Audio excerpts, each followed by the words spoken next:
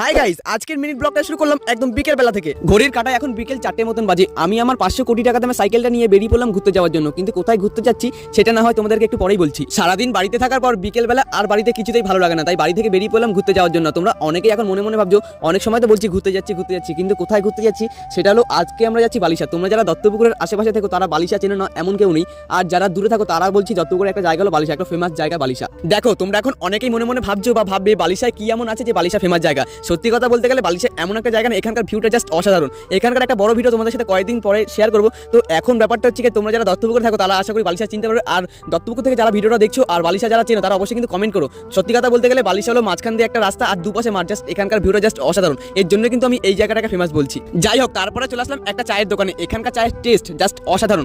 এক কাপ চা নিয়ে সেই চায়ের কাপে চুমুক দিয়ে চারিদিকের পরিবেশটা অনুভব করছিলাম। আর হ্যাঁ, তোমাদের তো একটা কথা বলতে ভুলেই গেছি, আজকে আমি আর আমার একটা বন্ধু ঘুরতে বেরিয়েছিলাম। আর আজকের মিনি ব্লগটা আমি এখানে এন্ড